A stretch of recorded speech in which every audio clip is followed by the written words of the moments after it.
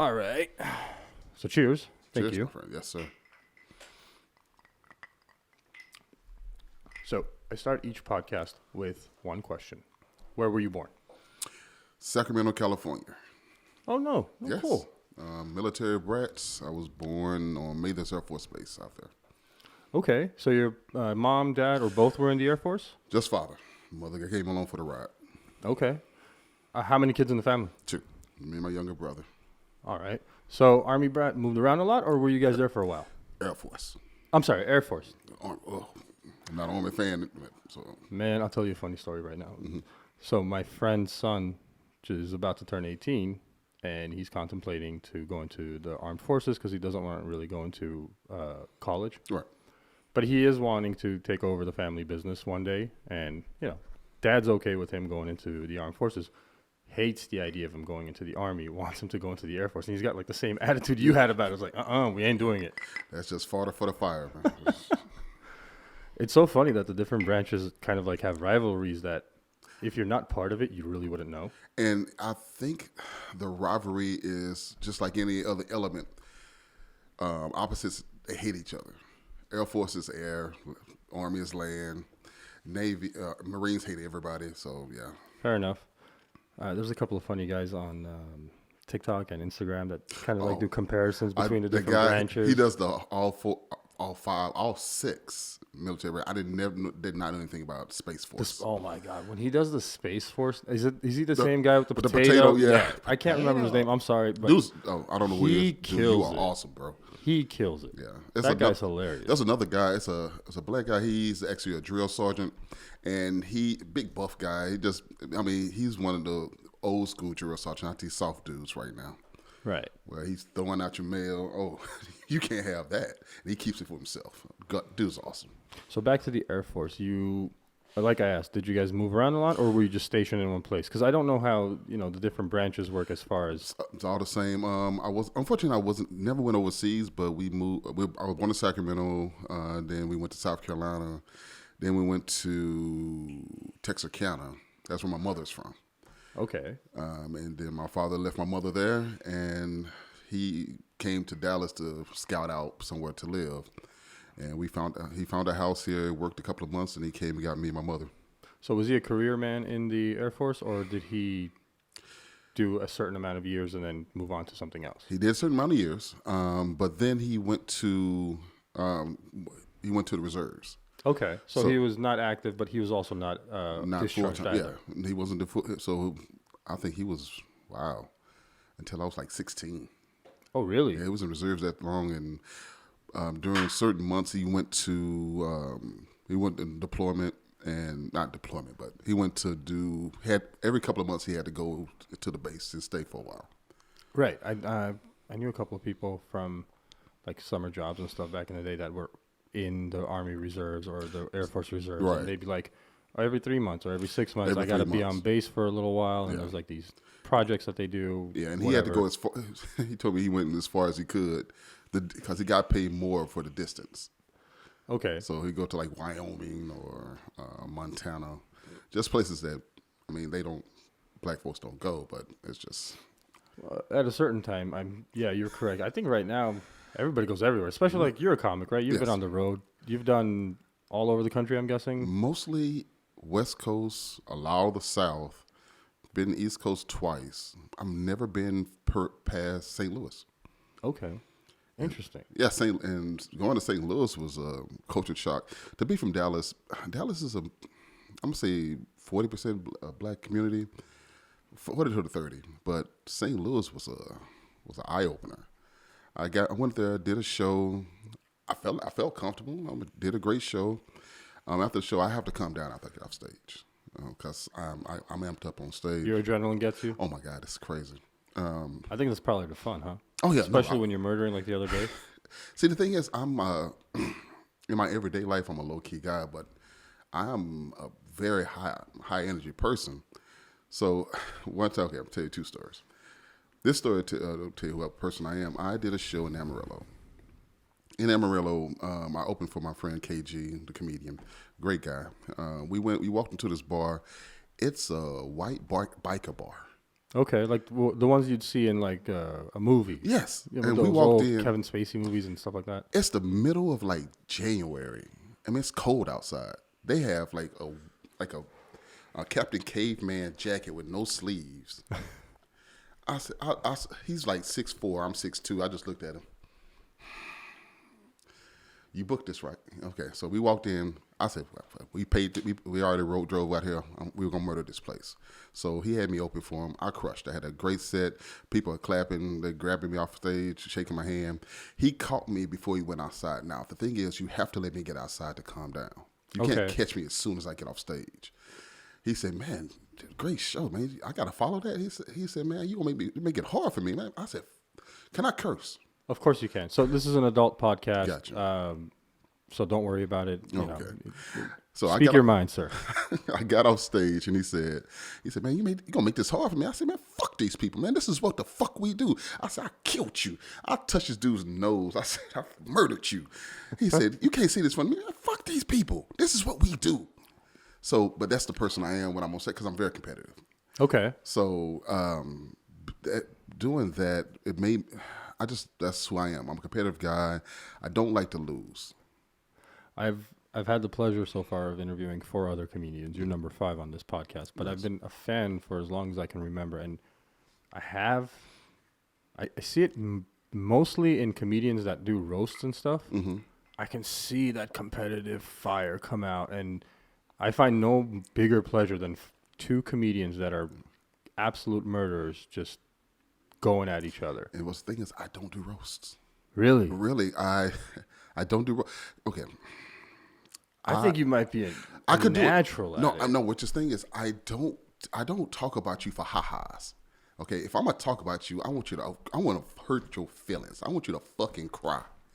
I think that's pretty much the point of a roast battle. No, because some people when you do like the Pam Anderson roast and stuff like that, they're talking about her, but it's for ha-has, it's for jokes, it's for laughs. No, I get what you're saying. I'm talking about your serious thing. Like if you wet the bed, I'm telling people this things. If I know personal information for you, I'm using it out loud. I think like if it's not one of those Comedy Central type roasts, and it's like a roast battle where there is no if it's just friends, where there's no limits. That's the kind of stuff I really like. Where some guy's got a grainy camera and you just see 2 masters killing each other because that's fun, nobody's there. It's just for them. Yeah, it's like just for the game, right? Like right. Because if comics are doing it and best friends are doing it, we know where the bodies are buried. So we know each other's secrets. So we can talk about each other like that. And there's no hard feelings. We might fight. We'll fight later and we'll make up later. But now that's fun. But roasts for the public, no, I can't do that because I'm gonna tell my secrets. So how'd your buddy do when he went on stage following what you did? He did a great shot. He did a great show. Like I said, ever since I've started doing comedy, I want it to be uncomfortable to follow me, where you have to step your game up. I want you to do well because I'm gonna crush. I had like when I first started, it was me and a couple of guys from Houston when I started at. So you're a Houston comic first. Oh, that's what I was gonna ask you. Sorry to cut you off. When did you actually go on stage first? Because we go Sacramento, and then we go to where your mom was from Texarkana, and then we go Dallas. Right. I don't know how old you are at this point. I'm 47. No. When all of these chains of events happened. This is within a year. I was like 5.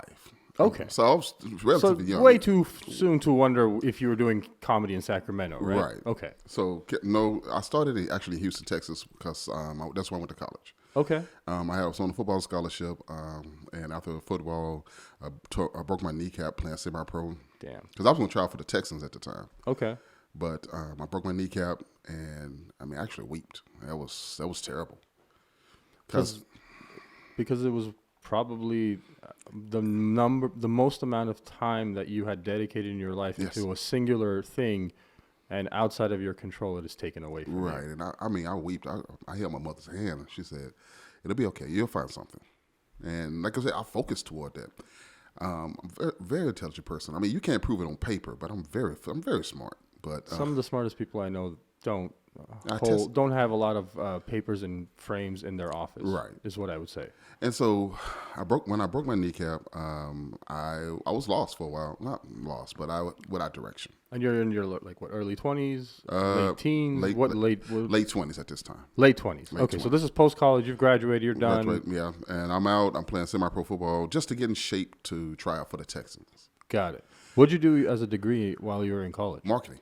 Okay. Yeah, commercial art. I'm an artist also. I do sketches and things like that. So. Interesting. Very cool. And I can sell anything. My thing, I'm a salesman by trade. Okay. So my thing is I can sell water to a drowning man. I'm good at I'm good at that. I like that analogy. See, the thing is, I think, and that's what most comics are salesmen. Because when I was younger, before I even knew what comedy was, there's a choice between being a comedian or a con man. Okay. Because I enjoy both of them. I enjoy the art form of making somebody covet something that they really don't want. Interesting. And I know being a con man is against the law. Do you mind me asking what your con was? At this point, statute of limitation has died and been buried long ago, sir. Of course, no. Basically, I never pursued it because I'm a preacher's kid. So I was raised in the church, and I knew right from wrong. So I wouldn't. The thing is, doing money, raising money. No, raising money for the church. Okay. And so that was every young person in our church. My grandfather's church that I was raised in, he was the minister. We had a job. My job was to raise money for the building fund. Nobody knows where that building fund money goes, so nobody pays to it. So my job was for the youth building fund. My job was to go to collect money. Okay. I was bigger than most kids, but I was eloquent enough to discuss. I can converse with anybody. Right. So I'm talking to adults, talking to kids, and I used to collect a lot of money. I said, I love doing this. What does this? So I think my guidance counselor came up with, you can be a salesman. But I watch a lot of movies. I could be a con man too. Right. But I don't want to go to hell. So yeah, I'd be a salesman. And that's what comedy is to me. Comedy is a combination of being able to converse with people, get them to see your point of view, and also live your truth. Okay. In a humorous way. You have an interesting perspective on comedy. I do. And like I said, this is the hardest, most natural thing I've ever done. Because I think most comedians inherently don't think of it as a two-way line of communication. They think of it as a one-way communication, and the only validation is laughter, applause, or the boo, or the heckling. Right. You don't have any other choice other than this is it, kind of. You know what I mean? But I love your perspective on it, because it is, nonverbal communication is just equally as important as verbal communication. Right. And I don't need you to reciprocate what I'm saying. I just want you to take in what I'm saying and believe it. That's where the two-way is. Two-way is not always back and forth. Two-way is me laying down something to you and you accepting it fully. Mm-hmm. That's what my comedy is. I hear comics say that comedy comes from a dark place or come from sadness or pain. That's not what my comedy is. My comedy is letting you know I am great. I don't think I'm better than anybody, but I just know I'm great. And I want you to live my life and be great like me. Right. So, because we've all done the same thing in one way or another, but that's where my comedy comes from. It comes from a good place. I don't like dark comedy. I think what that quote is hearkening to is what Howie Mandel said on America's Got Talent. And it's a famous quote that he says that comedy comes from a dark place. What I think he meant by that is not that you need to necessarily go down a dark humorous path, because a lot of people that are really funny don't do dark comedy. Some of them do completely clean comedy, right? And they're hilarious to listen to and watch. And there's a lot of good stuff out there. There's very few that are really dark comics, if you think about it. And I mean, few in the sense that are successful, right? And that needs to be explained then. Because I talk to a lot of open micers. I still go to open mics from time to time, and they want to be like, this is my pain. This is what happened to me this time, and it's painful. I say, wow, that is terrible. I know exactly what you're talking about. A few weeks ago, I was scouting out potential people to ask to interview on my podcast, and there was 2 different people that were on that stage at night. One of them got invited to my house to do this podcast. The other did not, because the self-deprecation went from being funny and being used in a wise way to being inundated by it because you kept mentioning it over and over. You made it the entire purpose of your routine, which was a 15 to 25 minute routine. I don't remember how long this guy went for, but everything went right back to, I'm this many years old and I'm a virgin loser, and it just kept doing. And I'm like, dude, at some point you need to stop because we all got it. You're a virgin loser, but how the fuck are you gonna make me laugh about that? Now, because hey, you know what? All of us at some point were an X number of year old loser virgin. Yeah. You're not making us okay. Well, connected with you, great. Now make me fucking laugh so I understand that it's okay that we all shared this experience together, regardless of the age, and we can all laugh about it now. And how can we come out of it? I mean, yes. And what you're not doing is exactly that. And then the other guy, I mean, I've had him on my podcast, and he's had this really interesting story about, you know, family and drug use and growing up around all this stuff. And he utilized it and put it into his act in this beautiful thread that you heard the shit that happened to him. Right. You identified it, but then out of left field, he made something so funny come up that you were like, okay, now I understand why he took me here. And like Titus, he does a beautiful thing like that. He talks about how abusive his father was, how his life grew up, how he doesn't pick the right women, but he does it in a humorous way where you don't feel sorry for him, and but it's actually funny, and you forget how horrific it is. Titus is one of my. He's a great comic to me. I respect somebody that can go down a route that everybody can't. Right. And like I said, I'm a positive person. I mean, it's uber positive. Like I said, I'm a great person, and I'm a comic that I don't know if it's bragging, but I'm gonna tell you how great I am, and you can't help for liking me for it.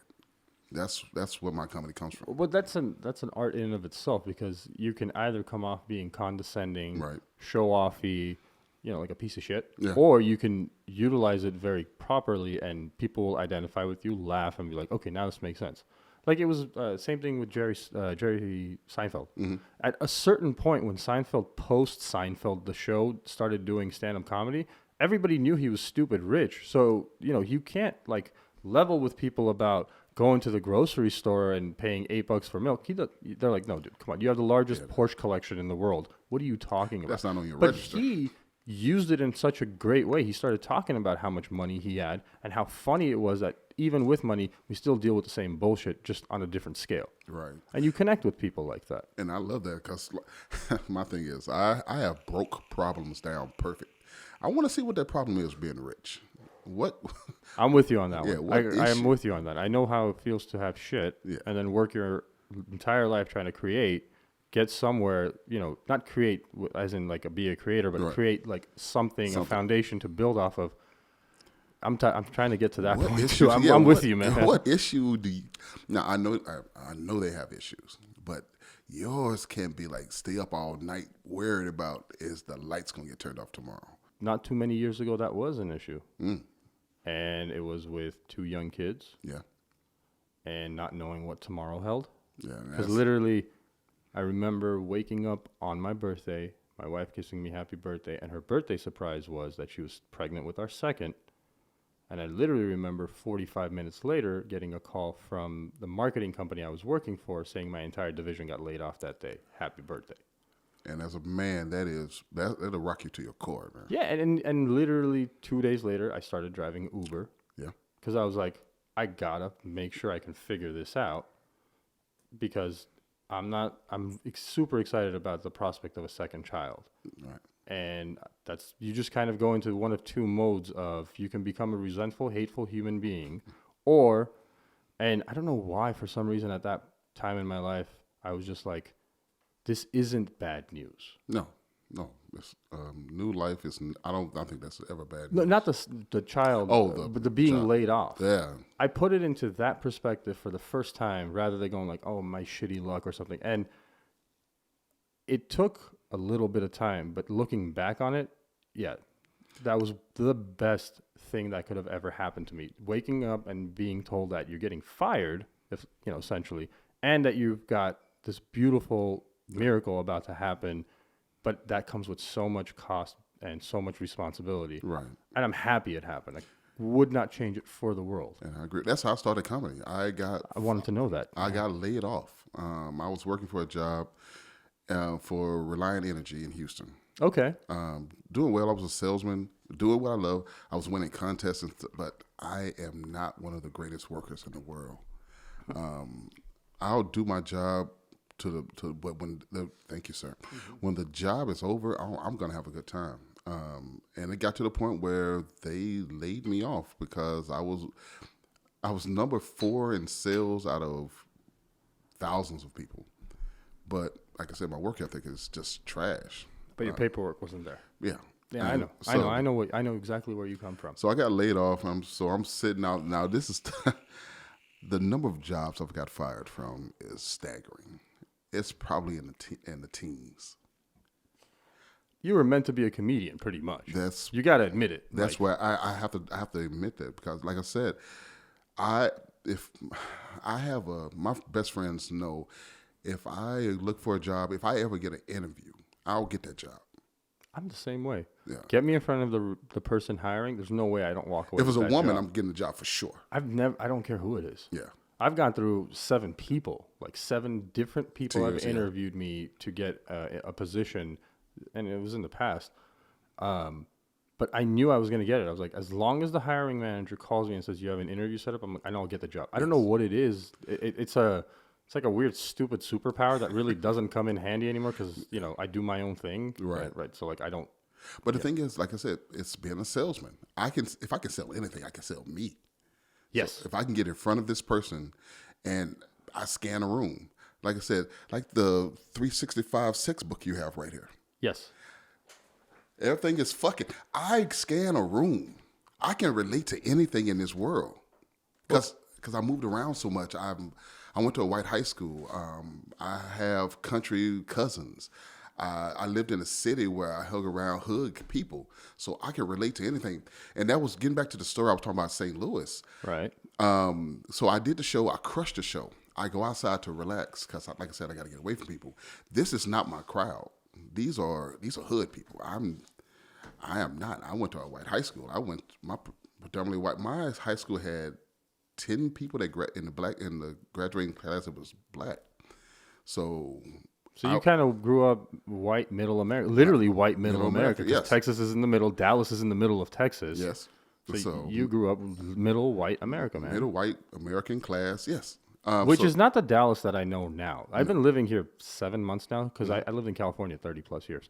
Moved here 7 months ago, and I was just at Legacy at Plano. Right. It's not just white people everywhere, dude. That's the biggest common misconception. It's salt and pepper and every single spice you could think of in between, just happily living together. Now it is. I'm sure it's changed. In the 90s. What you've seen from what I see is completely different. Oh yeah, in the 90s, we never went to North Dallas was still considered white. It's still to a certain degree. It's so much integrated right now. It's beautiful. I love it. I'm not saying it's white. I'm just saying that I've realized in Texas, unlike Los Angeles, you don't go into certain neighborhoods. Right. And certain neighborhoods don't go into your neighborhood. That is true. Because I've driven, like I said, I lived in Oak Cliff. That's where my father settled. We settled in the house in Oak Cliff that he bought in 77. Okay. And we're still in the house now. You guys got that for free, didn't you? Compared to what it's worth now. What it's worth now. It was a steal. But I don't go to South Dallas because I have friends from now that I know that lives in South Dallas. He'd say, hey, come and drop your car off and we'll just go head out. I said, I can't do that. I can't just drive through your neighborhood. You got to. He said, I'm not there. I'll be there in a minute. No, I'm not. I'm not going there till you get there. These people don't know because somebody asked me, so who do you know here? I say, I'm a black man. that's normally not a question I normally get asked in new neighborhoods, but you don't go to a neighborhood that they don't know you. If you don't have any papers saying, hey, you are okay to be here, sometimes somebody's going to come pull your card and ask you, why are you here? Right. So, And for those of you listening and not watching, this is a 6'2", 300 pounds, 300-pound man that is built like a tank. A man that played college ball and then semi-pro football. Like, you understand. And they'll walk up on me like, dude. So, and it's a smaller man. It's always the Napoleon complex, man. Yeah, it's the so- small little guys so that I always know- have the balls. And I know he's not walking by himself. He has something on him. Yeah. So I'm like I said, look, my homeboy lives right here. That's him pulling up right now. So he pulled up right in time. And he said, "This is my boy." So I was good, but see, that's the thing that like, it's almost self-segregation to a certain degree. Whereas, LA used to be like that, but now nobody cares. I mean, there's few pockets that you don't want to go into because it's just, it's really bad neighborhoods. But like, you can go to Crenshaw, you can go to Watts, you can go to East LA, you can go anywhere you like, and it's equally as shitty as everywhere else, by the way. But the thing is, when you can't control everything in your life and your neighborhood's the last thing that you have, that's what I feel like it is. When you have like a domineering father in the household, he is getting his ass kicked out in the world. So the last thing that he can control is his house. Right. And so that's where that comes from. I mean, everywhere else, he's shit. His boss is kicking his ass. His coworkers are kicking his ass. So when he gets home, he's over there. It's like an overcompensation because this is my house. The only domain he has where he can garner respect, or if not that, at least fear. And that's what same thing with bullies at school. Right. Like I said, I could have been easily a bully, but I'm a nice guy. I probably got in 3 fights in my life. And like I said, that was something I didn't want to happen, but I mean, I won all of them. Let's just start there. But somebody just wanted to fight me for some reason. And well, one guy, I punched his girl in the nose. Yeah. Tell me more. Yeah. You can't just stop it there. Okay. What happened? When did this happen? This happened in 93. No, this happened in 94. I'm a senior in high school. You're like 17 years old. Yes. I'm captain of my football team. And so we are in Spanish class, and we're all in a group. For some reason, she let us. We was all in a group. I think it was close to the end of the year or middle of the year, right before winter break.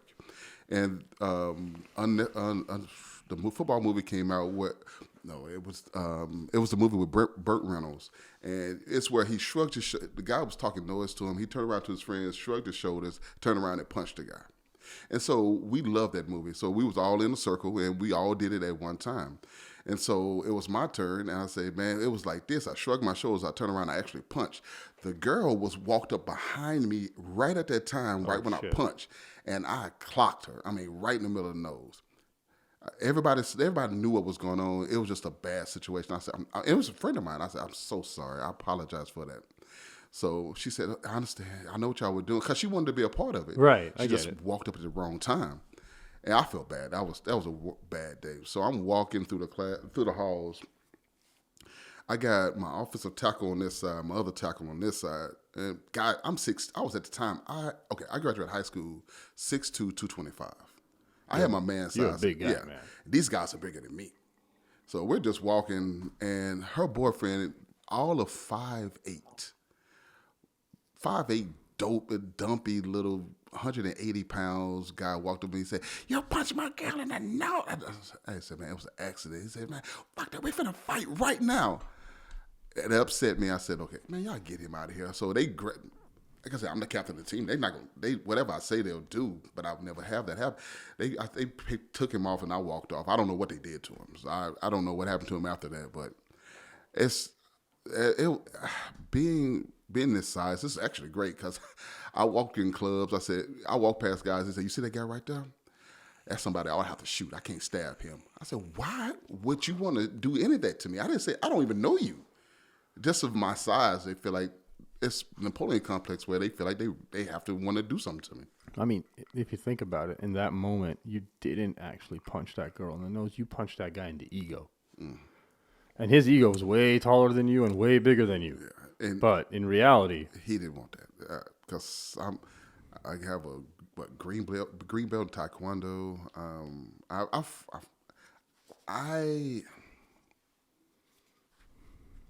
have a dark streak in me, but with the upbringing I have and the people that was in my life, I'm not afraid. That's the problem. My mother told me, "You're not afraid of anything." No, I'm really not. My grandfather's a minister. My father, like I said, was in the Air Force. He was a major in the Air Force and a supervising probation officer in Dallas. Okay. My mother's a school teacher. So I had structure everywhere in my life. My aunt's a school teacher. So I had my uncle's an engineer. So I had a lot of structure in my life. Discipline is part of the upbringing. I can tell. The minister, the engineer, the teachers, the Air Force. All of this takes a lot of discipline. And so I can control myself. Okay. And so, but I have a dark streak. And it was a good thing that once I hit about 16, I left Dallas. Because, like I said, I was probably still wavering between the con man and a criminal, and I wouldn't rob anybody, but I would, if an opportunity came where they would teach me how to do it, I don't know if I would have said no. I got it. Because I'm the black sheep in my family. Nobody's like I am. So you were kind of at a fork in the road. It's either if I go left, I'm going to go down a path of criminality. If I go right, it's unclear, but it's a straight and narrow. They keep me out of jail. Right. It's a straight and narrow path. Right. I don't know where I'm going, but it's the harder path, but it's the one that seems to have longevity. Right. And like I said, if I would have met somebody, and I was at the crossroad, if I would have met somebody that took me to the left side, I probably would have tried it. And it's so simple, dude. It's so easy to kind of be manipulated, especially if you're like 15, 16, trying to kind of, get your footing in the world. And you're not an adult, but you pretend to be. We all have. And you're like, I'm 16, I'm grown. You don't know shit. No, yeah. And if I would have met a bad person that took me to a bad place, I probably would have tried it and see and I probably would have thrived. Yeah. But for a very short period of time, usually. Yeah. Of course, yeah, no, nobody. There's never a happy story. You don't hear of a happy criminal yeah. But I went right. We moved from Dallas back to Texarkana. Okay. Back closer to my grandfather that was a minister. And that's when you're like 15, 16? Yeah, I was at 15, 16. No, I take it back. No, it wasn't 15, 16. It was 10, 11.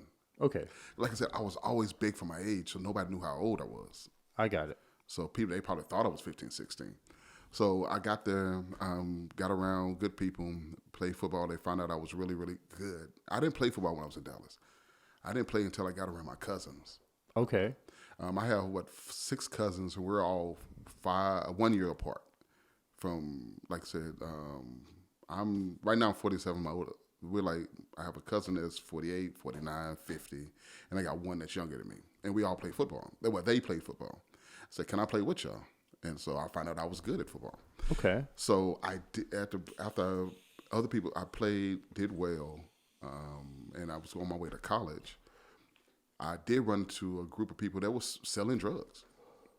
I said, hey, and I wanted to hang around because, like I said, that's the neighborhood kids are doing, and I want to be around the neighborhood kids. They told me to go home.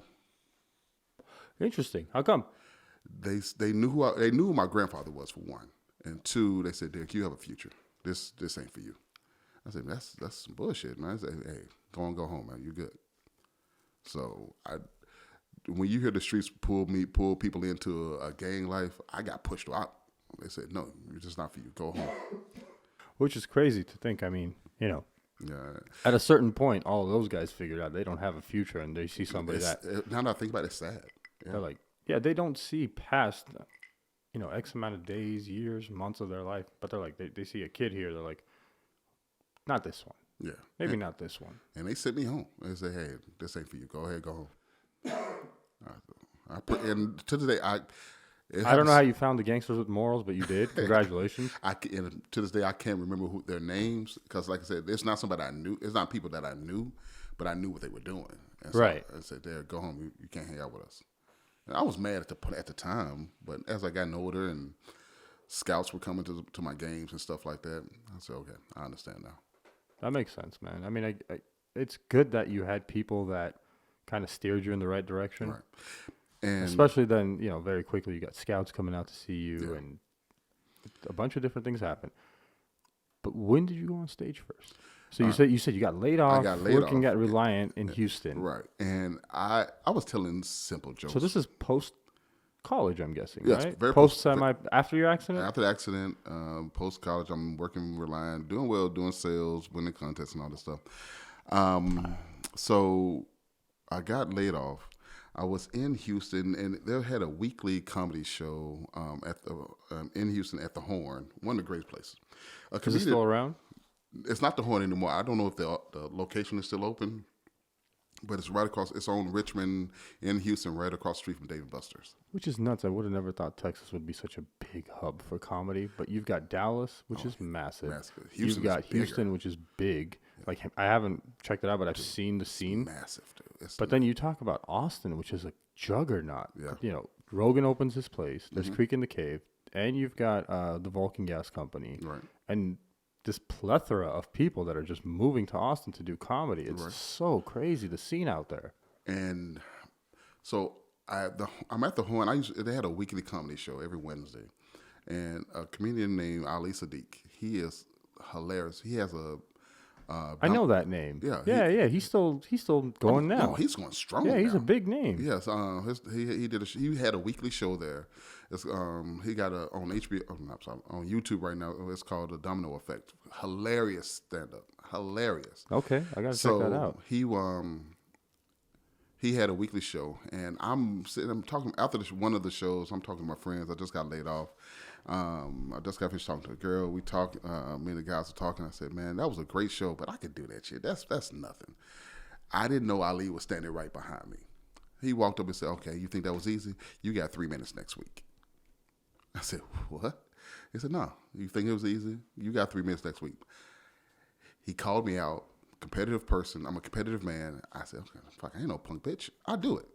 So I practiced for a whole week to get 3 minutes together.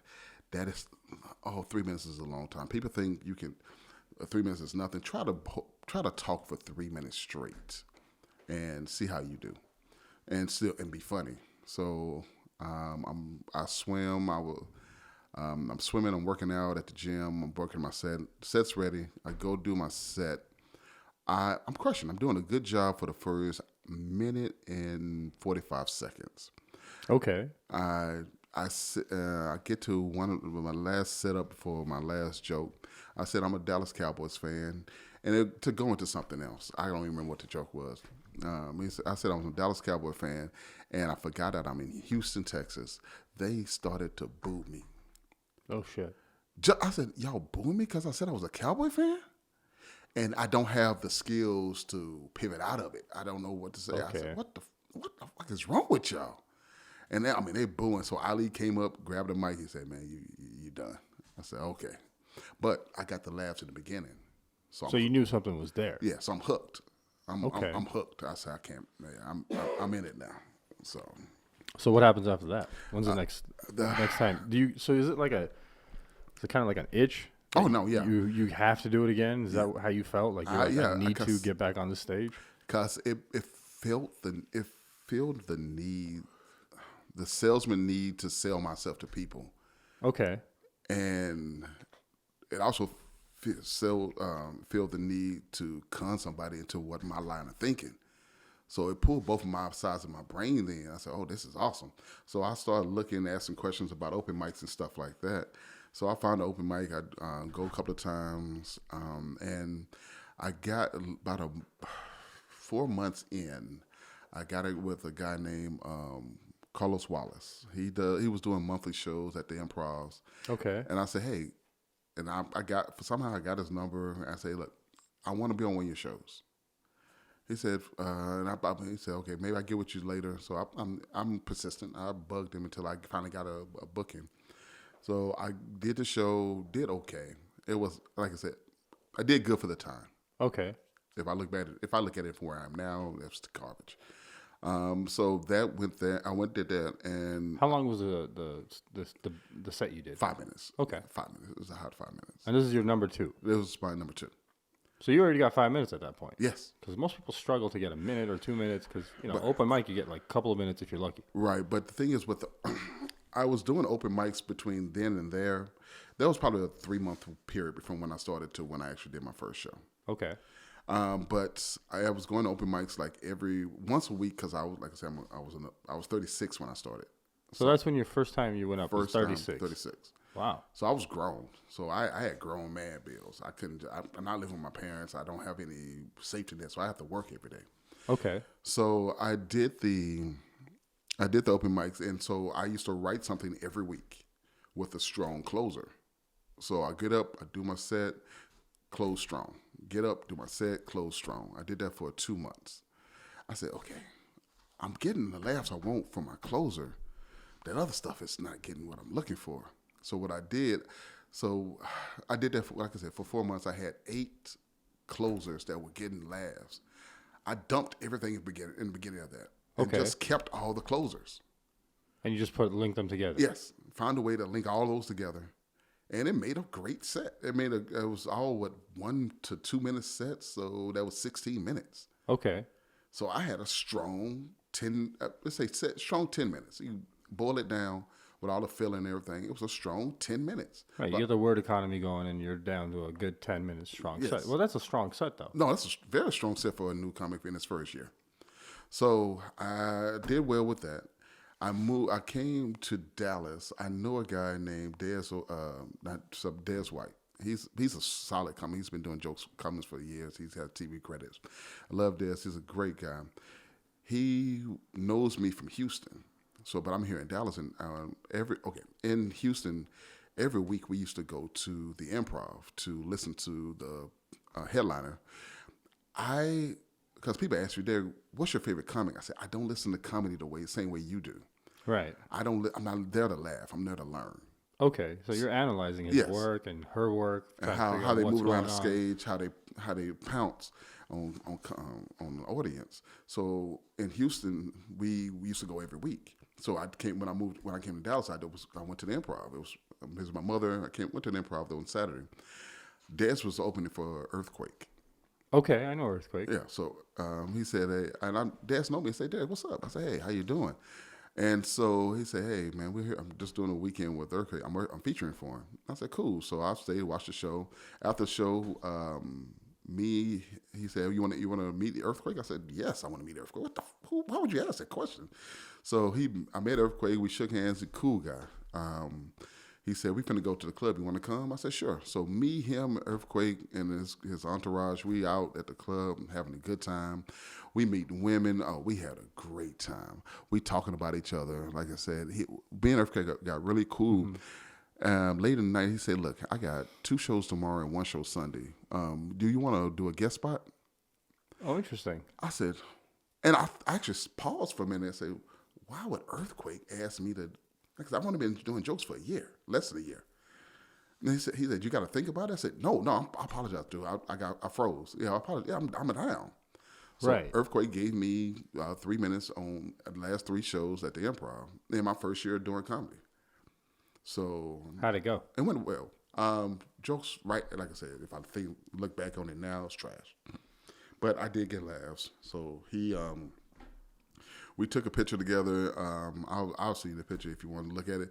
I looked like Earthquake's son and illegitimate son. I mean, it was an awesome night. We had a good time. I met a A-list comedian at the time, right? But he's still A-list comic. So, but that sent me on my way, and so I'm hooked now. And that's where I get the guys that I started with. We did a show. He said, "Look, all y'all on the show, I'm gonna let y'all choose the order." I said, "Look, I don't care where I go up. I'll go first. I go last. I go in the middle. But if you go behind me, it's gonna be hard to follow me." Because I took all my hitters and put them together in one set, and so it's a strong set. And they knew it. They started with me. They know what I do now. Right. They said, "We're gonna let Derrick go last." Okay. I said, "I appreciate that," and it didn't go in my head. I appreciate that. Like I said, I'm gonna let y'all decide what order we go in. But if you follow me, it's gonna be hard to follow me. And so I went last. It was a great show. And that's basically my comedy career. And I've been obsessed with it. If I go to bed thinking about comedy, I wake up thinking about it. Most of my comics, my jokes come from me either just about to fall asleep or me just about to wake up. Okay. And I don't know if that's my lucid place where the world is not on me yet and just my creative mind is working. But if I actually jumped out of bed to write down what I was thinking and either go back to sleep or get ready for the day. And if I don't, I'll forget it. It's gone. And how much of that stuff do you actually end up using? A lot. Yeah? Yeah, most of it. I still have it. I still use it. Because I think you need to find where your comedy comes from as far as when do you think, what's your thinking process? I've noticed mine is either when I'm dyslexic, and I'm sure I had ADD. Okay. But I'm a kid from the 90s where they didn't look for that stuff. I think everybody had it back then. Yeah. But, and so my comedy comes from me not thinking. Because I overthink. If I do homework, I have to have the radio on. Okay. Because my subconscious have to think about something so that my frontal cortex can work. Oh, you pretty much have ADD. I can tell you that because I have the exact same thing, and I'm diagnosed with it. So you got it. Yeah, I never got diagnosed with it. I got diagnosed when I was in college. So that's when I found out I had dyslexia. I'm a blue chip All-American football player. Okay. But my grades were never high enough to give me the scholarship that I needed. Because of the dyslexia. I didn't know what it was. I studied. I want to do better, but I couldn't. So how do you manage it? Is there stuff that you need to do to actually kind of now? Well, then when I was in college, I got diagnosed, and they had a machine, a big bulky machine that actually read the book to me. Okay. Because if I read it, my mind will start run. I'll have to read it 4 times to get it. Because I started reading, my mind starts wandering, and I'm still reading words. I'm not retaining anything. Right, you're not registering. Yeah. Okay. So, but if I hear it. It's in there. So audiobooks are your way now. Oh yeah, I fucking love audiobooks. Okay. That's like I said. That's how I read Rich Dad Poor Dad. I love audiobooks. Sitting right behind you. I'm gonna buy it for me. I love Rich Dad Poor Dad. You don't have to buy it for me. I'll give you the copy. I have multiple. Oh, I appreciate that. It's a book that I usually end up getting for people. That one. There's a couple of books that I recommend that people get and read. Rich Dad Poor Dad is a good one because I love the perspective it gives on both sides of, you're talking about a college professor as one of the fathers, and you're talking about a businessman as the other one, an entrepreneur. And nobody thinks that a college professor would be the failure of the bunch, but in reality, when you look at the cold hard truth of the world, kind of. Because the thing is, the cold hard truth, we are programmed to be workers. We're dispensable. Yes. We're disposable. I'm sorry. Disposable is what cogs. Basically, we're cogs in the system. When you break, we'll put another cog in, replace you with it. Yeah, exactly. And that's why I love comedy, because you can't be a cog in the machine. Yeah, I am the machine. Mm-hmm. So, and like I said, because comedy it's not a centralized. There is no path to it. Right. Everybody finds their own way of getting into it. Some people are just ridiculous with crowd work, and that it gets them into becoming really good comedians and honing their skill. Other people are just storytellers that will make you cry laughing about some of the strangest or most taboo subjects. And that's how Ali is. Ali has great crowd work, but he is an awesome storyteller. Ali Siddiq is he's one of my top 4 comics right now.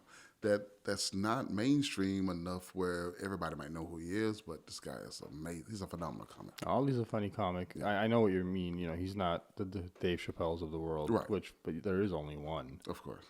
And it takes a lot of shit to become Dave Chappelle. Yeah. It's not easy. You have to eat a lot of shit. And at some point you have to be like, I'm not eating any more shit, and give up all prospect of a future for the entire world to be like, kind of really miss you. We messed up here. Because his stand-up wasn't as strong as it was when he first started. His Crack Baby stuff was really funny. That was funny. Was that that was pre-Africa, right? That was pre Dave Chappelle show. Yeah, you're right. And that is one of my favorite stories in comedy. I mean, obviously, it's all very much so overinflated. There's no way there's a baby in a diaper selling crack on the court. That shit's hilarious. But what makes it more funny is you can actually imagine it in your head, going like, "Man, that'd be the funniest goddamn thing in the world." That is where the con mans come in. He laid out a story so thick, where like peach juice. He poured it on you, and you accepted it fully. It's impossible to happen, but you enjoyed it because the narrative that he paints, you can literally see yourself in some street, in a project where there's not many. There's one light outside that's kind of flickering, and there's an alleyway, and you hear the damn cat, and all of the stuff that you can fill in the blanks of what he doesn't tell you. But that's the true art of being a storyteller comedian, is the words, the way you use them, the blanks left, your mind will fill. But if you use the right words, I think and I think what most people don't understand is, and you do as a comedian, and I see it too with, going to comedy clubs frequently and seeing the same people just get better and better at their thing, is the work that you have to put in. It's like before Dave Chappelle puts out a special, he might be in a park in Ohio. Right, no. Pull out a microphone and do an hour testing stuff out. Or he might just pop in at some random club testing stuff out. And that's how you actually get good. Kevin Hart said that that's what he does. When he starts, before he does his movie specials, that he'll just walk into comedy clubs and do a show. Or open mics and just do a set. Or then he'll graduate to doing a club. Then he'll graduate when doing an arena, a bigger club, and then graduate to doing arenas. Right, because if you can, so, let's say Kevin Hart for an example. Kevin Hart is unanimously and synonymously known not just as a comedian, but as Kevin Hart. It is a brand in and of itself. The man has worked very hard to turn Kevin Hart into a household name with the movies and his online presence and commercials and the stand-up comedy. I knew Kevin Hart from stand-up first before I discovered anything else about him. I actually saw him. I used to play professional poker. Okay. And like I said, I'm very, very competitive. I don't like doing anything and not being the best at it. I can tell. Yeah. I can tell because of the things that you've chosen to do. Marketing and sales, competition, comedy, competition, football. It's primal competition at its best. And then you talk about all of the other things that kind of like fueled this obsession kind of behavior. But it's great that you kind of put your obsessions into these amazing things, and you've been competitive in the right ways. Right. Because some people are competitive to their own demise. Right, and it burns. You burn out like that. My thing is, I don't, and I'm trying to teach I have a 6-year-old. I'm trying to, boy or girl? A girl. I have 2 girls. God bless them. My oldest is 19. My youngest is 6. The oldest baby, I'm raising them both the same way. Look, if you lose, you get up, you shake that person's hand, you tell them good job, and you walk off. If you're mad at anybody, be mad at yourself. Yes. You lost. Yes.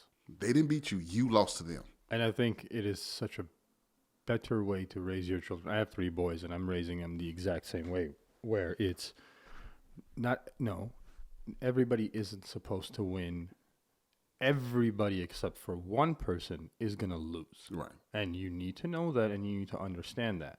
And in life, it could be a team of people winning and everybody else losing. That does exist. Football, basketball, baseball, life in general is kind of, people don't like to understand this or accept it, but it's a team sport. Mm-hmm. Life is a team sport. You can't do it on your own. Yeah. It's literally impossible. Yeah. So, in my opinion, teaching your kids that, yes, life does have a team dynamic to it, but always there's a winner and a loser is the proper way versus everybody's a winner. Right. I do not subscribe to that bullshit. I don't know what this new generation, where do y'all get that from? Because you've lived a life where you've worked shitty jobs and had shitty bosses, or good jobs and good bosses, or been the boss. All of these things tell you one thing. It's not fair. Never is going to be fair. So why are we teaching kids that it is fair. You're setting them up for failure. So you're doing the right thing. You're telling your daughters, like, dude, no, it's all bullshit, and you need to weed out the bullshit. Right. And like I said, I tell my girls, look, you will lose at stuff. What you do, you get up, you shake that person's hands, you look him in the eyes and say, Yes. congratulations, you did a great job. Yeah. But you go home and you say, I will not lose that same way to that same person that way. Figure out I'm analyze what you did wrong to lose. Fix it. Fix that. Yeah. That's the only thing. That's the only thing you need to be mad about. They found my weakness, and I should not have that. Because what we are teaching, or what society is generally, mainstream society is telling you to teach your kids, that it's not their fault. But bullshit, it is your fault. Everything is your fault inherently. And the sooner you understand it, and the sooner you are able to cope with it and learn to live with the fact that whatever happens in your life, outside of a very few events, obviously, it is your fault that things go right or wrong. Because fault doesn't always have to be a bad thing. Right. That's the other things. Like, people look at fault as always being bad. No, fault is responsibility for something that has taken place, good or bad. Right. And you can't get mad because somebody beat you. Why are you mad? Who are you mad at? You mad at him for being better than you? There's no way you can't be mad at him being better than you. You should be, if you're upset with anything, be mad of what you're lacking. Because blaming another person in its simplest For your faults, yeah. foundation is taking the blame and passing it down the chain. Somebody else is the reason I didn't get the promotion or get this or get that or didn't win the basketball game. At the end of the day, no, that person was better than you. That means you did less. Right. That's it. Simple as that. Your shortcomings were found out. Now, if you're not meant to be Rembrandt or Van Gogh, that's obvious. That's art. Art is not one of those things that can be taught, and I firmly believe that with all art forms, including stand-up comedy, including music.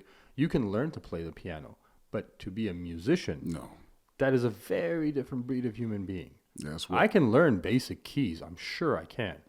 Will I be able to play Mozart or play Beethoven or play any piece of music so good that people would be interested to genuinely hear it? I don't think so. But that's a skill that you're not born with. You're born with. You can't learn it. It has to come with it. And I never understood how. If I play the same keys you play, how are you making an emotional attachment? And I'm playing the same keys you're playing. How are you doing that? Derrick, it's the same thing as when I cook food, it's okay to sometimes good. That's kind of where my cooking skills end. My wife, when she cooks, it's good to great in the household environment. When I am at a restaurant that is revered because the chef is doing innovative, creative things, or that they are doing the dish that everybody knows in such an amazing and delightful way that you want to go and experience that, that is beyond great. That is the art. That is art. That is the chef, an artist, a comedian, a writer. All of these people fall into a very specific art form, but all of it is kind of, it's mesmerizing and weird to me that how are some people born with the aptitude to do these things? Because you can almost always teach everybody English, math, science, history. You can almost never really teach a great chef how to be a great chef or a great comedian how to be a great comedian. And that's what I've said. A part of comedy is write your truth.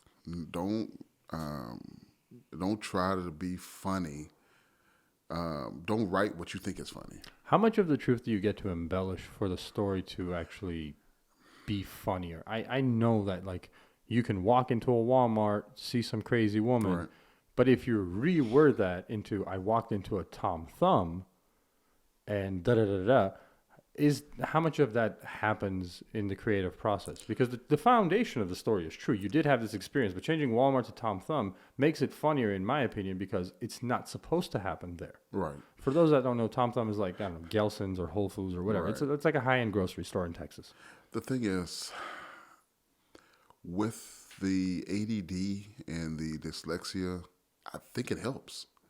It makes my mind think a different way, and when I walk into stuff.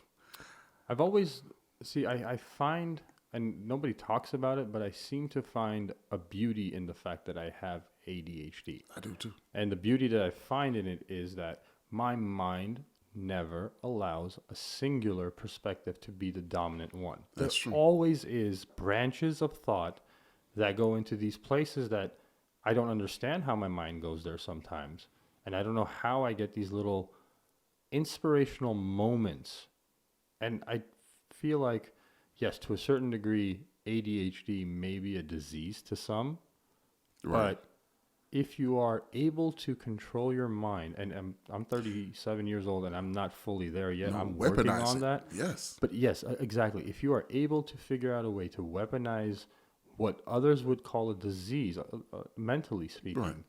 you know, you have one of the few ones that if you are able to hone it as a skill and allow it like a faucet to be open and closed when you prefer, then you find yourself on this plane that most people don't understand, where you can look at an empty desert and you can paint whatever you want, how many different versions of it you want, and it happens at a speed that I could not possibly try to articulate.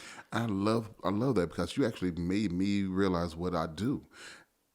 I think get that's what comedy is, with comedy, honestly, because right. you guys take something that all of us see in the world, especially observational comedy. Right. We see all of it. Most of us don't understand anything about what is going on in the world. Some of us pick up on straight negativity and go like, oh, great, this is the world I live in. Some see the positive, but comedians see something completely different. And with the ADHD, I see perspectives. Yes. What I see, how I know how it affects me, but how it affects it. How did the job lose me? That is what my company is. My job is to. I just realized that right now. Like, I'm this year old, and I realize what my company is. My ADHD makes me see all perspectives of a situation, where everybody can see what it is straight up. But what if nobody thinks about it when it's inverted? Right. That is a beautiful thing. And because I've done that before, where somebody said a bird ran into my car, or I said, how do you feel like the bird feels? Exactly.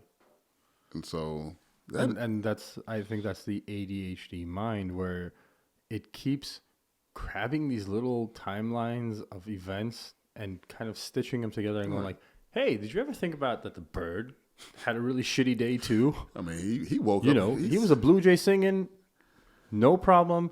Just because you had the Windex clean your windows really nice and didn't realize it, now he's dead. And I know there's funny in that somewhere. I don't see it. I'm not a comedian. Oh, I started laughing as soon as you said it. Because your mind is already putting threads together for tags and callbacks and a way to make this really funny. And you're like, Blue Jays, there's a baseball team in Canada called the Blue Jays. Maybe I can do something with that one. They're dying. You know what I mean? Anyway. Like, let's go Rangers.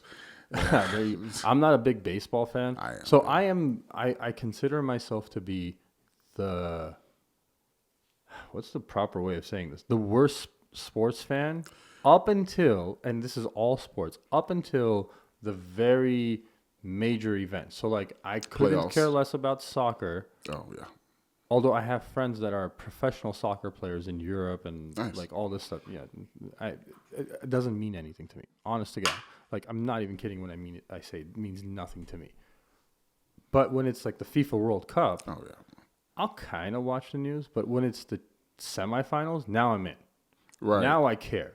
It's the same thing with every single sport. Like, I couldn't care less about who was in the Super Bowl, but I cared that they were in the Super Bowl. Okay. So I love that, where it's everybody competed, and I didn't put any of my time into their competition, because I'm sorry, but I think of it as a waste of my time. I apologize for all the sports fans in the world. I watch every Cowboy game every minute. I mean, See? I don't answer my phone. My child said, Dad, baby, you understand? I've made her a Cowboy fan. Well, she'll sit there quietly and watch it with me. And you have to understand, I knew this when I began the journey of moving to Texas, that you guys have especially Dallas, you have a massive sports culture, and it is ingrained, and I'm really lucky to be part of it. I'll be honest with you. I love the kind of camaraderie I see with the Cowboys fans and the Mavericks fans, and like the way they are about things, and even your hockey team's kind of crazy. Stars are balling right now. Yeah, people are like all over them. Like, I love all that, but I will join you guys when it's the Super Bowl. I'm sorry. Because that's how you get me really, really into it. Otherwise, my mind just cannot stay focused on a singular event like that. I can stay focused on comedy. That's kind of why I've been a fanboy and been in love with comedy since I was a kid, is my brain would actually turn off and allow me to listen to the entire thing and laugh about it. Although nowadays comedians are, I don't laugh when I watch comedy outside of a comedy club. It's weird. I guess I've kind of like got desensitized to it, because other than not desensitized, but what I do with it especially is I start breaking it down. So you do what I'm doing. So. I don't know why I find myself doing it. Like I was a couple of weeks ago, my wife and my best friend and his wife came over, and we were watching the Louis C.K. special live at the Garden. Mm-hmm. I laughed. I cried laughing so many times during that special. But a lot of it, I was just sitting there going like, this is really funny, and I understand how he got there, but why he got there. There was other bits that were just like, I couldn't analyze it because it was so funny that I was just bawling laughing at one point on the floor. Right. Granted, there was a little bit of help from a certain thing. Of course, yeah. But why the hell not? Well, might as well enjoy the night. But, I mean, you did the same thing. So I saw you when Cheyenne Jahani was on. Right. Harlan Williams was on, and you were on. And you were amazing. I appreciate it. Cheyenne, he was my first guest on the podcast, and I'm a massive fan of his. And I've seen what I was saying is like you see a comedian make his stuff tighter and funnier. Right. He made his stuff tighter and funnier from the previous 3 times that I've seen him. And then the new bit he did about the strip club stuff. Yeah. Oh my God. Oh my God. Boop. Yeah. Excuse me. Yeah. Like I can't ruin it, but go see him. Yeah, and then after him, so he got the crowd really like going, but you, like, I mean, your stuff was really original, and it was very much so connecting with the crowd, and everybody could kind of like see where self-deprecation came into the picture, right. Family stuff came into the picture, stuff that you were not expecting out of left field, just like really funny, really good stuff. And then Harlan goes up. Oh, he's a monster. I'd never seen him live. Really? Oh, he's a monster. I've seen him when I started 10 years ago. Like I said, I was going to Houston Improv all the time. He was one of the comics. I have a picture with him. I showed him that the other night. He said, when was this? This is my first year in comedy 11 years ago.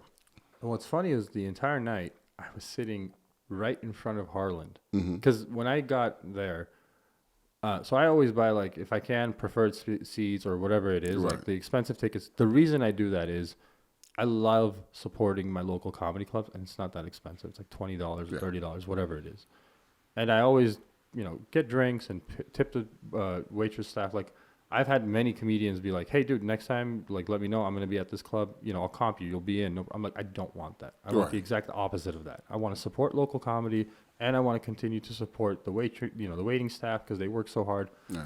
But what's cool is, like, when I tell people, hey, I do a podcast, I take notes. Can you please put me in the very back? Almost always they end up putting me next to the comedians. Yeah, that's where we set up, yeah. I'm sitting right in front of Harlan, and I really, really wanted to speak to the man, but he had a lady friend of his there, and I'm, like, texting my wife, and she's like, why don't you go talk to him? I'm like, you understand that no matter what, as much as I'd love to have this man on my podcast, guy code rule number 1 is if he's with a female, you do not go and fuck this evening up for him. I don't know if that's his wife. I don't know if that's his girlfriend. I don't know if that's just another comedian. But rule number 1 says you think that he's trying to get laid, and you stay the fuck away from the man. So what are you doing right now? Exactly. And I'm like, and I told him, I literally texted it to him. I'm like, if I was him, I would literally repeat the next words, fuck you and your little podcast, fuck off. Yeah. Basically. I'm like, that's not what's going to happen right now. I'm like, if by chance she leaves or he's somewhere else and I get to say hello, that's when I'll try. But, like, I had never seen the man live. And what he did to that crowd. That was beast. He was a beast. It was a good weekend. I mean, I've seen crowd work. Russell Peters is great with crowd work. So many comedians that are... Ari Shafir is great with crowd work. Sam Morrill, you're great with it. Like, so many people are good, but his is on a level that I cannot describe. I don't even know if he did a set or not because everything was so fluid with the way he was able to just... he kept fucking with the same guy about the Catholic priest thing. And I just, every single time he went back to it, he made it funnier and funnier.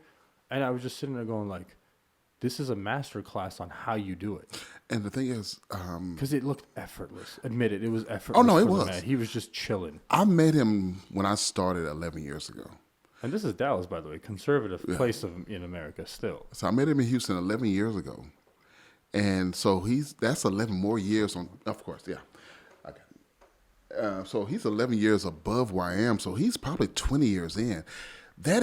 When somebody does so mastery of a job or so good of a set, it excites me because I love. I said, oh, so you saying 11 years from now I'm gonna be that? Yeah. And that's the way I look at things. When somebody's that's better than me, I congratulate them. Oh, so you saying if I wait 11 more years, that's where I'm gonna be. So tell me, I'm gonna make a statement. Tell me if you feel this way or not. When I see people succeed and get to a place that I thought was impossible to get to, in my mind, it's not jealousy or envy. The only thing that goes through my mind is this is it. If they can do it, I can do it. That's one of I have two of my favorite It's not sayings. Jealousy or envy of the person. I'm genuinely happy for the accomplishment that they made. And I'm like, if they can do it, not to dismiss them in any way, but all I'm saying is like, if someone makes it to the top of the mountain, that means others can too. It's possible. And my mind goes like, I can do it. It's possible. Before I even did comedy, when I was doing other things like football and everything, I say, if one man can do it, another man can do it. Yes. And I, to my core, believe that. Somebody said, I was telling somebody, they said, Derrick, you're doing a really good thing. Because like last week when I did the improv, I had 8 shows last week. At Addison Improv. No, that's the whole week. I was booked 5 at the improv and 3 more earlier that week. Wow. So you had a busy week. I had a busy week. Damn. Somebody said, Derrick, man, you almost the next Kevin Hart. I said, Kevin Hart is cool. I'm looking at, Steve Harvey is where I'm looking at. I want to be multifaceted. I mean, they canceled his show. He got another show. He has a radio show. He does the Family Feud. I respect that. And he's 67 doing this? Jesus, seriously? He looks 40. He is old as hell. I'm sorry, Mr. Harvey, I apologize. That was wrong. I apologize for that. You're going to get me canceled before I even become anything. That's fault. But Mr. Harvey. The man said it. I didn't. I did say that, Mr. Harvey. I apologize. But no, he is in his 60s. And he does 16-hour days. Yeah, and I think that goes, and there's a lot of truth to it. I think that's what keeps him young. Yes. It's the never stop. It's the constant go attitude. I can't sit still. And that's why I smoke cigars. I mean, I would love to smoke with Mr. Harvey one day. I love cigars too. I would love to have a cigar with Mr. Harvey one day. First time I got to see Steve Harvey live, or not live, but I mean like in a comedy special, was the Kings of Comedy. Right. Him, Cedric the Entertainer, Bernie Mac. Who else was on? Cedric the Entertainer, right? Wasn't he the host? Yeah. No, Cedric. Steve was the host. Steve was the host. Right. Okay. Why can't you said his name? And we're talking about an era where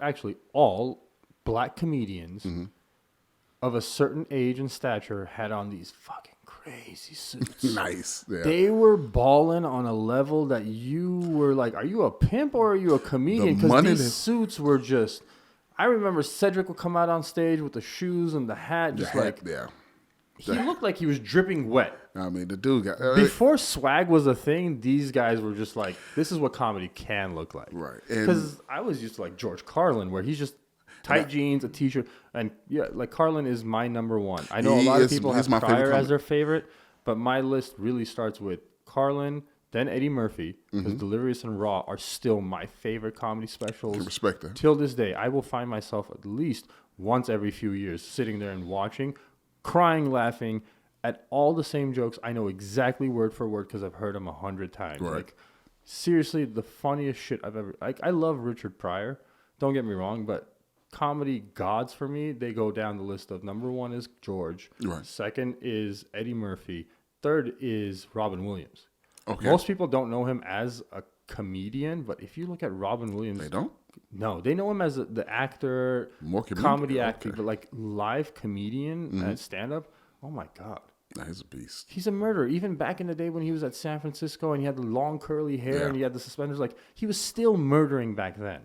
And the thing is, So that's my top three. Top three. George Carlin is in my top. But those are my top. George Carlin is my top three. Chris Porter is one of my favorite comics. Right, he's an acting comic right now. He's one of my favorite comics right now. Most of my favorite comics are actually white. George Carlin, Chris Porter, and Patton Oswalt. Well, Patton Oswalt. I love Patton Oswalt. And for Patton Oswalt will never remember this, but a very, very long time ago, I used to work for a company called Edible Arrangements, and I delivered an edible arrangement to Patton Oswalt's house I was a young driver. I was a kid in Hollywood, and I was literally starstruck. I was like, I cannot believe I am at your home. But I'm not in your home, but like I still remember to this day. Like I'm like, holy shit, Patton Oswalt.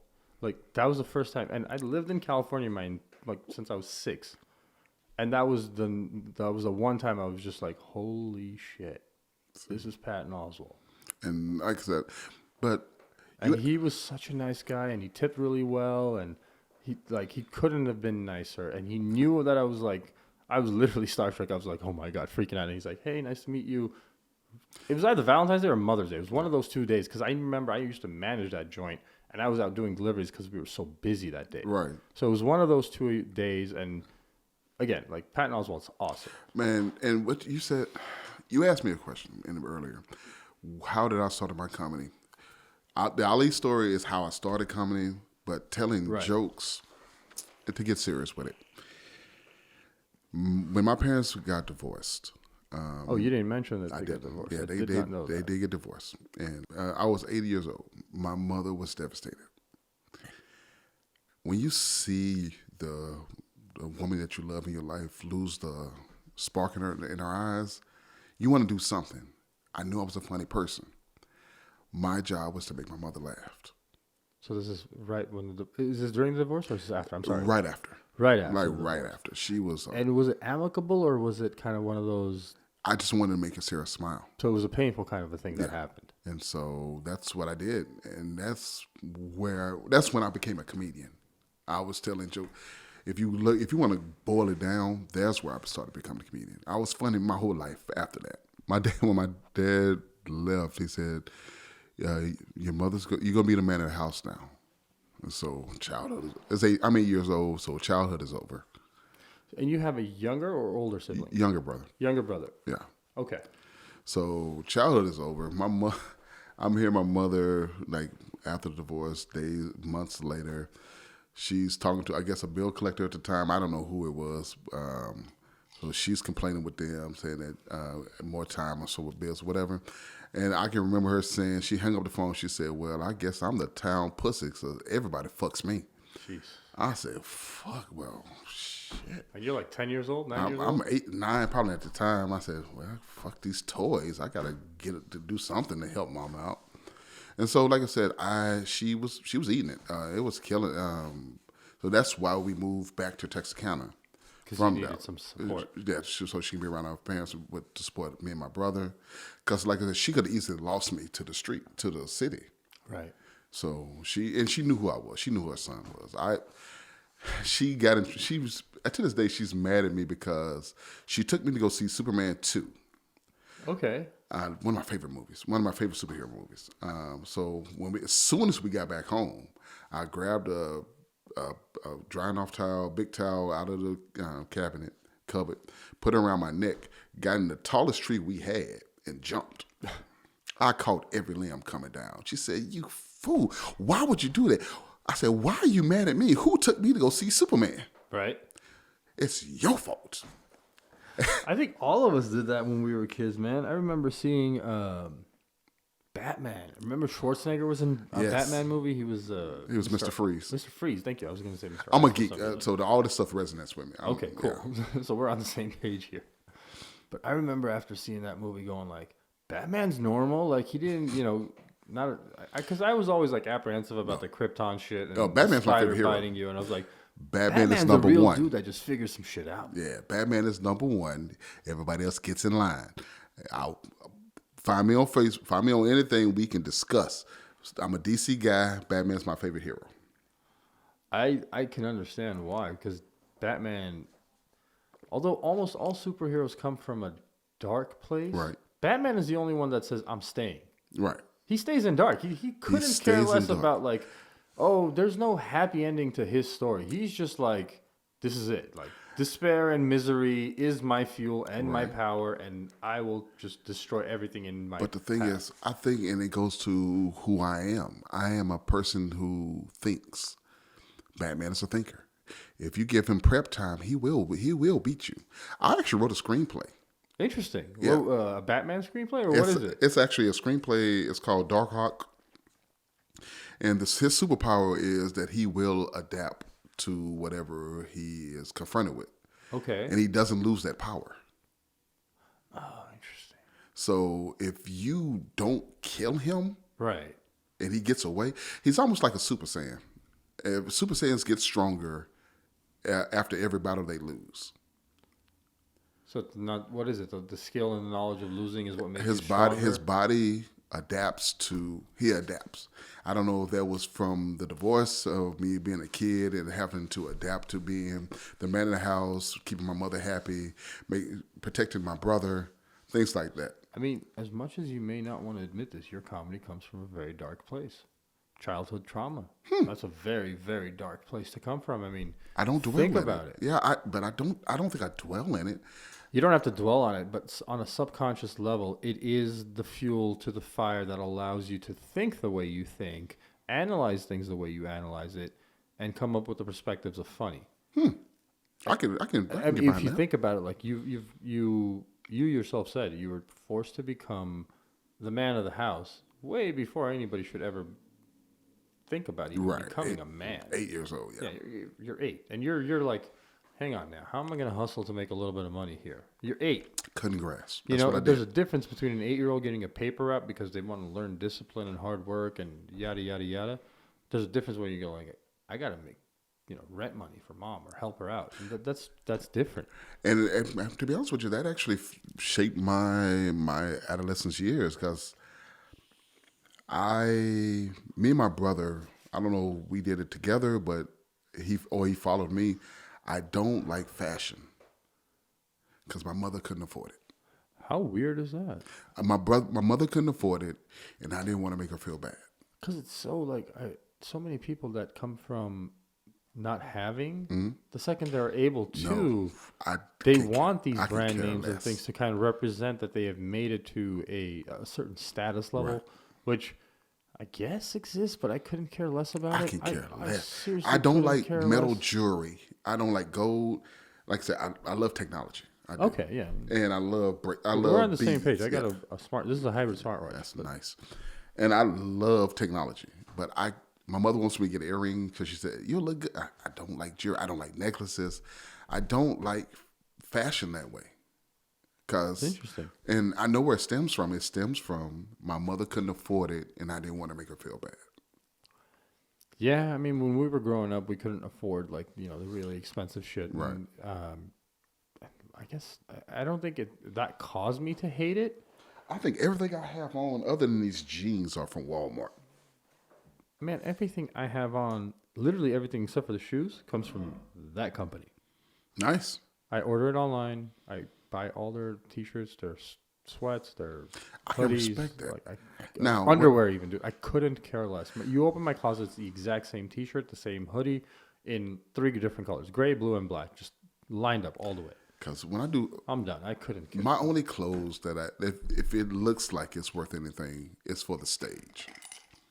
And I'll be honest, guys especially, you're not impressing me with your shit, dude. At all. I look at people that have just like multicolored name brands of stuff and just shit hanging everywhere, and I'm just going like, please stay away from me. I don't want to know you at all because you don't seem to have an identity and you use everybody else's name to create your identity. Like, I get it. I understand the value of name brands and I understand their place in the society. And I own a lot of those things. Not really for me, mainly for my kids and my wife. Right. Dolce & Gabbana, Louis Vuitton, Hermes, whatever the hell it is. Yeah, sure. They have all that stuff. I just genuinely myself don't care. I love it when my wife wears that stuff. I love it. I want Love my, her having that. Me personally, eh, if it's not evoking an emotion, I couldn't care less. and And like, isn't that supposed to be part of fashion? Like I it think evokes an cologne. emotion. I've gotten to cologne. I've gotten to colognes recently. I like colognes. Now, Colognes are if nice. I will spend a little money because, like I said, I believe that every man should have a watch, a wallet, and a nice cologne Yes, I completely agree with you. And I would add to that, you should have a good tie.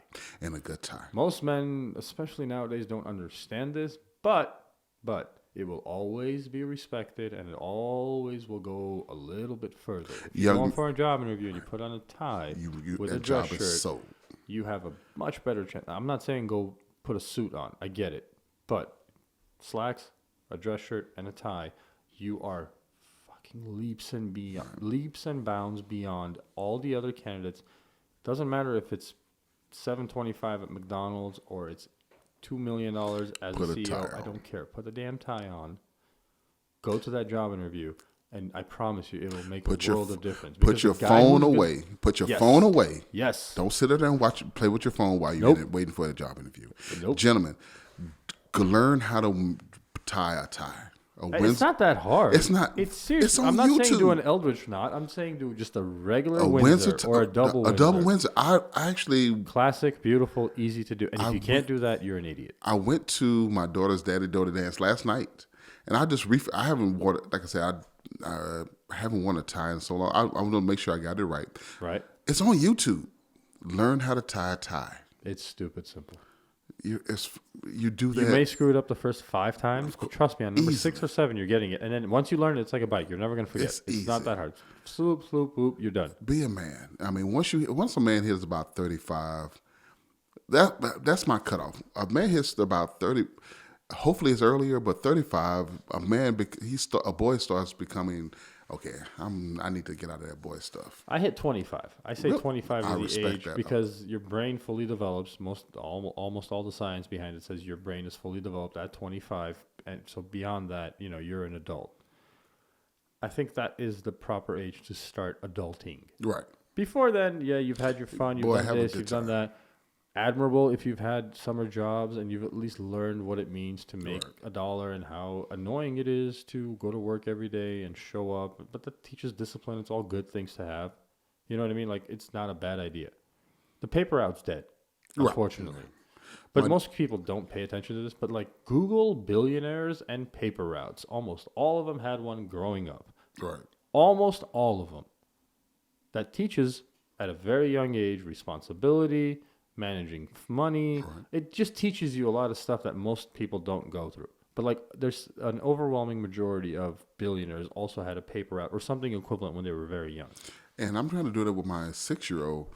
The Rich Dad Poor Dad book. Yeah. They have a Rich Dad Poor Dad for children. I think my wife mentioned that. Yeah. And I tried to do that with my 19-year-old when she was back at 13. So but I think she was further along. She was already, like I said, she's not my biological child. Right. She's a pre-owned. Only comedians get away with that. Yeah. Nobody else can say that and get away with it. Comedians can literally say pre-owned and it's fine. You know how I meet women now? I start off with saying I'm a comedian, and then I have open range to say anything I want to say from then on. Yeah, you get to use the comedy card. Anything. And it works every I love time. it. You get to use the comedy card. Every It's a get out of jail free pass. I can say the most outlandish stuff and say, Oops. and if she's down, she's down. If she's not, oh, he's a comedian. He's just being funny. Right. Oh. Right. So what's about it? I don't care when they see this, I don't care. I love y'all anyway. But I'm trying to teach my daughter the Rich Dad Poor Dad for kids. I said, baby, what are you interested in? What would you think that you can make money for your own stuff? And I just want to get her mind thinking in that way. Her mother, she told me something when we first started dating, and I counted it off as her being funny. She said, I can't wait till you make it so I can start being a housewife. Interesting. And like I said, at the time, he's stupid, could be funny. But she didn't work for 4 years. I paid for everything. I had 2 jobs and 2 hustles and doing comedy. And like I said, her daughter, my oldest daughter, is her first child, and she had a track. I don't know if but youth sports are expensive as hell. Yeah, Yeah. I know. My baby runs track. I pay, either her mother took care of her getting her entry fee in, but when they go on trips, I used to just give her my credit card. Hey, just use this, pay for what y'all need to. Right. My daughter, for a while, my daughter thought that her mother was paying for all this. I said, baby, how did you think your mom was paying for that and she didn't have a job? Right. So Kids just don't understand. I mean, that's not how. and as a father, I don't know if it's a man thing, how I was raised, or how we set up. I don't need recognition. Right. As long as it's taken care of, whoever gets credit for it, you do what you want to. I get what you're saying. Yeah. If we were still together, I don't care if she thought her mother take care of that. Because I think when she asked me that question, she said, "Well, you really didn't do that much for me." What? What do you mean I didn't do that much for you? She just didn't know. Yeah, and She had no idea. I don't know if Kid. her mother portrayed it that way, but I'm not bitter. Because we still have a 6-year-old that we're co-parenting, and it's an app. We're good as far as being a parent. But like I said, it's her that co-parenting. When we first broke up, I don't know if we had time for this story, but I was seeing this woman. She was 37. I was actually proud of myself. I'm 47. She was 37. I said, "Oh, she's 10 years younger than me. Oh, we'll go for it." She came to my house. It was a Sunday. It was my weekend with my daughter. My daughter's there. She came over with her, and she came over with her son. I said, "Hey, are y'all in the area? Y'all come through." So I'm cooking for the baby. I said, "Y'all want some to eat? Cool." I'm cooking. Her mother called me, and she said, "I heard a woman's voice. Is somebody there?" I said, "Yeah, she's here." My friend came over with her son. She said, "So you brought a woman around my daughter?" I said, "What are you talking about?" She started to get like irate about it. She said, "I'll be over there in 10 minutes." She lived 10 minutes away. She got over there in 6. I said, "Okay." Mm-hmm. Okay. So she said, "I'm coming to get my daughter." I said, "Okay, baby. Piper, your mother's on her way. I'm gonna take you downstairs and we'll get you in the car." So her mother gets there. I said, "Let me lock the door just to be safe." Just to be safe. She comes in. She goes upstairs. She tries to go into the house. I said, "Oh, I said, "Why are you going up? I'm upstairs." I said, "Why are you going up?" I said, "We all can be a family." I said, "This is the dumbest thing I've ever heard." So that altercation happened. I said, "Why are you being like this?" I said, "You with somebody? I mean, just because I have a friend, this doesn't mean anything like that." But that was 2 years ago. Now, great co-parents. She has somebody else. Like I said, I'm single now. I'm not in a place where I like being alone right now. I feel you. I can understand that. Like I said, I'm not made up for. As a man, I don't want to mess up somebody else's life with bringing up baggage from my old relationship. I completely understand what you're saying. So I get it. That makes sense. I think that might be a good place to call it sounds good. A good interview, a very interesting interview. I think we just scratched the surface. Oh, I'm a deep person, yeah. Yeah, I think we might do this again on another date and just kind of like get to know other aspects of, because I think there's a lot about your past, and I didn't even get to ask about what you see yourself doing in comedy in the future, and where it's going for you, and all, because we didn't hit on a lot of topics. Hey, when you, like I said, the thing is for me, and that's why I'm coming is a good place for me. I have no shame. I'll tell you the raw truth. Right. And like I said, I'll sleep good tonight. I don't care who knows. I mean, what you feel about me does not just change how I feel about myself. So I think that's the most important thing. I mean, if you have your confidence and you know who you are as a person, and look, I mean, no matter what you do, some people are going to hate. Yeah, That's fine. That's part of the world. everybody needs at least 2 haters. Right. That's what Cat Williams You're doing said. something right. Yeah, if Cat Williams says you have 2 haters, try to find out how you can get 4. Cat's a funny guy. Yeah, he's awesome. He's very, very funny. I think he's a character. He's just Yeah, I want to meet him as a person, not as Cat Williams. Whatever his real name is, I want to meet that guy. like, I mean, even the fact that he profusely sweats on stage Yes. on every single comedy special he does, and he I do does that. not accept it or wear like a T-shirt next time, is even funnier. Yeah. Like, he's going to come out with 4 towels, Dude. and he's going to be sweating through all of them the entire show, and it's just fucking hilarious. For to see him do folks it. that don't know comedy, it's hot up there. I'm a sweater. My Right. my 6-year-old, my actual biological daughter, she's a sweater.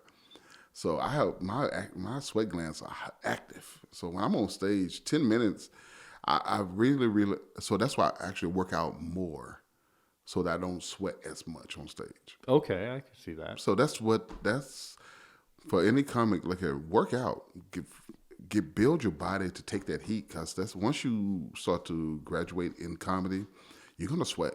And if you're a sweater, but I'm a sweater. I leak. 20 minutes, I'm wet. 30 minutes, it's running in my eyes. You're so good. I don't know if you ever told jokes and can't see where the sweats have not. rolled in your eyes and you're blind. It's a good night. But I'm sure after the first time that happened, you always just got something in your back pocket, like a towel or I don't a put napkin. lotion. I don't put lotion on my head For that reason? for that reason So it alone. just doesn't... Because The smoother it is, lotion closes up your pores. Okay. And then once it's open, once it cascades down your body. Oh. So I don't put lotion on my head. So I put it on my body, on my arms and legs, and on my face, but not my head, because I'm a sweater. Got it. Makes sense. Interesting. But this was fun. I really appreciate it. I really appreciate you coming on. Tell people your social medias, where they can find you online. You can find me on IG at Derrick_Cakley_comic on Instagram, and Facebook is Derrick Cakley. Last name is spelled Cakley. And I'm looking forward to hearing from you. Check out Derrick. He is a hilarious Dallas comedian. You can catch him, I'm sure, at all the local spots. Just check out his, social media stuff. Derrick, this has been an absolute pleasure. I really appreciate you coming on and letting us kind of go into your mind a little bit. No problem. I appreciate it. This has been And, fun. This was a lot of fun. I really appreciate it. So thank you again, and hope to do this again. Cheers. Yes, sir. Thank you, sir.